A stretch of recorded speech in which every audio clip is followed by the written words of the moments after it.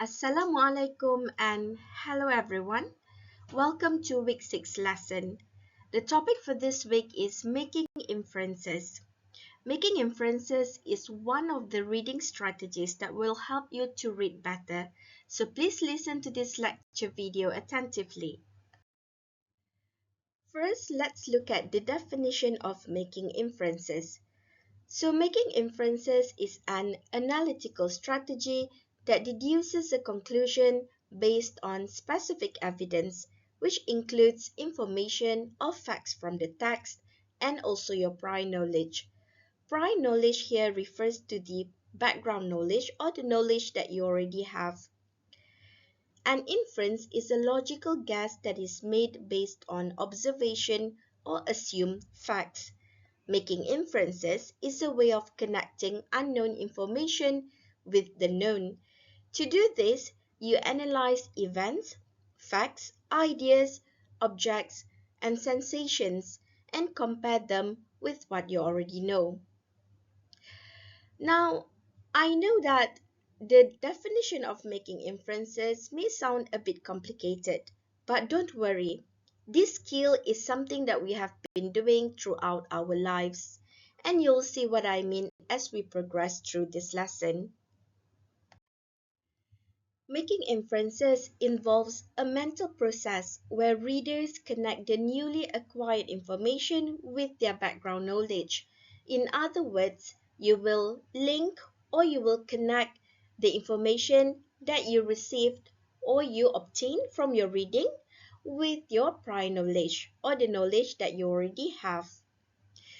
So it's a skill for understanding a reading text, as authors often imply themes and ideas without stating them directly. So the skill of making inferences will help you to understand the text better because you're able to guess the underlying meaning, which refers to the meaning that is not explicitly or clearly stated in the text. When making inferences, try to understand what the text is about by using clues from the text plus prior knowledge, personal beliefs, experiences, and assumptions. So basically, you link the new information or the clues from the text with your background knowledge, which may include your personal beliefs, experiences, and assumptions. Remember when I mentioned that the skill of making inferences is something that we are familiar with because it's something that we have been doing throughout our lives? So this is an example. Imagine a friend of yours showed up to class with a cast on their arm. Then you could infer that the person broke his or her arm since you know doctors put cast on broken bones. So you combine the newly acquired information based from your observation with your prior knowledge. By now, I'm sure you already understand what the skill of making inferences is. Now, let's look at the steps on how to make an inferences. First, it's important to identify the premise. So when making an inference, first identify what you are inferring. This allows you to focus on what you are trying to understand. For example, if you see your brother carrying a broken vase, you may want to make an inference in regard to what your brother is doing. Second, ask a question. After identifying your premise, you can ask a question about what is occurring. The conclusion you make at the end of your inference can help answer this inquiry.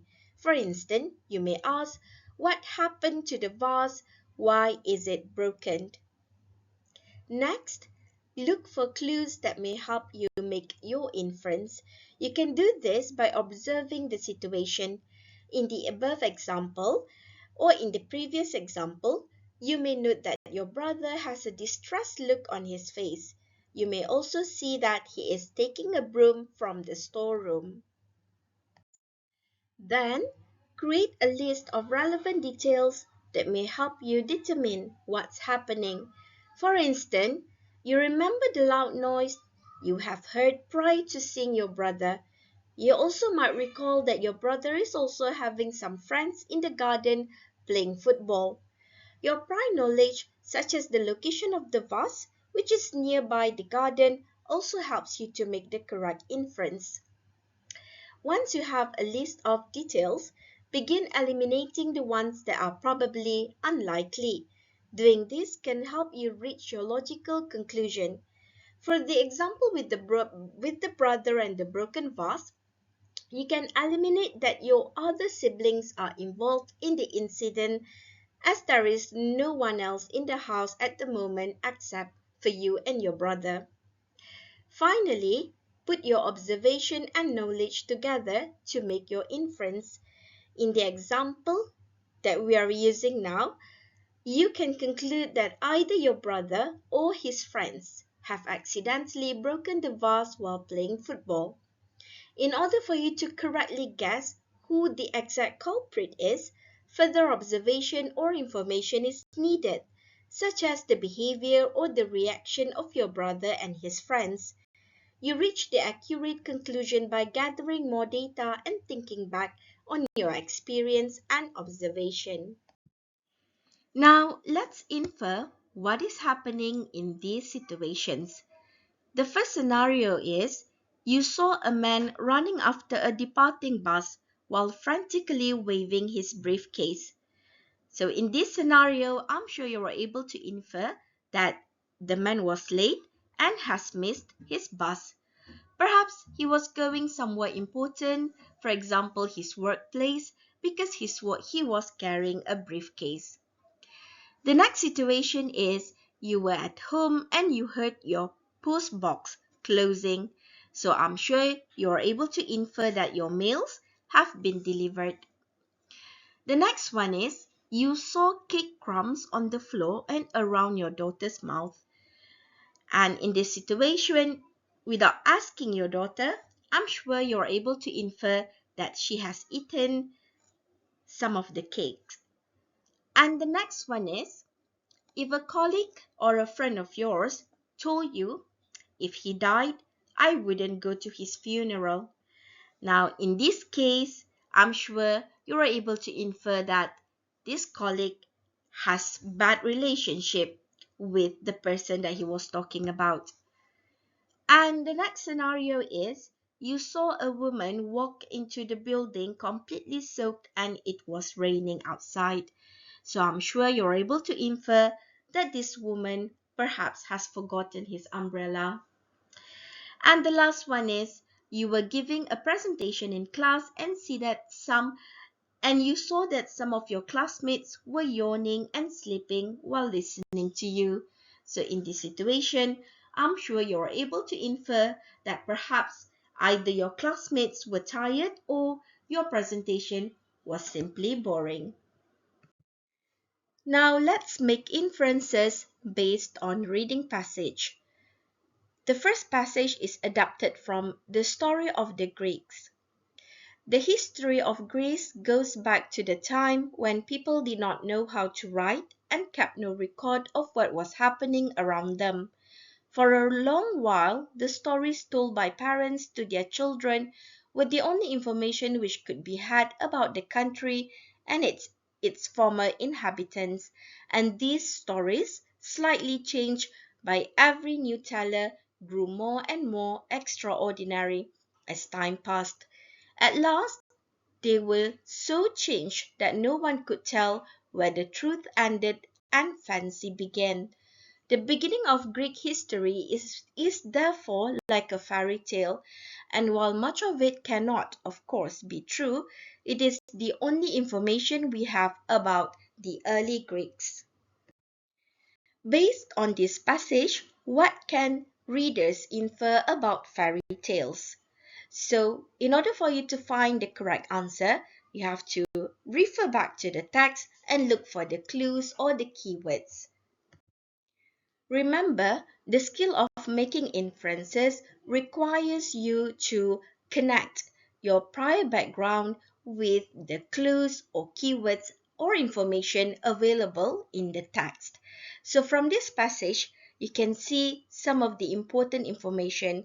For example, like the fact that in the past, the Greeks did not know how to write and they were not able to keep record of what was happening around them. And then you can also see some of the information where the writer wrote about how information stories will slightly change as they pass from teller to teller, and they grew more extraordinary as time goes went by. And in the end, the stories or the facts were so changed that we could not tell where the truth ended and fancy began. So the sentences highlighted in yellow show the clues or the keywords, and you may link this with your prior knowledge. So based from the information in the passage and your background knowledge, you can infer that fairy tales contain unbelievable events because stories change as they were passed from teller to teller because there were no written records. Now let's do another exercise together, shall we? So the second text is about Pauline. Pauline looked through the picket fence and scowled. "Oh, those poor little rabbits," she whispered to herself. "I don't believe that boy has fed them this morning, and now he's gone off to play ball. It is a shame." She glanced under the grape arbor where some chickweed was growing luxuriantly, and for a minute she hesitated. The next she was down among the chickweed, pulling it up by the handful. She approached the fence again, looked cautiously around to make sure nobody was in sight, and then thrust the green stuff between the pickets. The first time of Pauline's feeding the rabbits was followed by a second and a third, and finally it came to be a common thing for her to peer through the fence to see if they were supplied with food, and if not, to carry them a good meal. Now, based on the passage, what inference can be made about Pauline? A. She is smart. B. She is caring. C. She is unhelpful. And D. She is greedy. So from this passage, you can see some of the clues, like the fact that Pauline showed some empathy to the rabbits. She said, "Oh, those poor little rabbits." And then the last paragraph also mentioned um, about Pauline feeding the rabbits, and not just once, but a few times. She always made sure that the rabbit was supplied with food. So by linking or connecting this information from the passage with your prior background or prior knowledge, I'm sure you are able to infer that Pauline is a caring person. Hence, C, she is the answer. She is caring. So this is how you make inferences. You have to connect or link the newly acquired information from the text with your prior or background knowledge in order to make inferences. So in conclusion, making inferences is a strategy that involves using evidence and reasoning to arrive at a conclusion. So this critical thinking skill uses prior knowledge and experience to connect unknown facts with known information. Examining inferences can help you comprehend situations and understand them in entirety. Making inferences helps the readers to understand the text better, as they are able to gauge the implied meaning intended by the writer. So I hope all of you understand this week's lesson on making inferences. So the skill of making inferences will help you to understand what the writer was trying to say in the text better. That's all, and thank you so much for listening to this video. Have a nice day.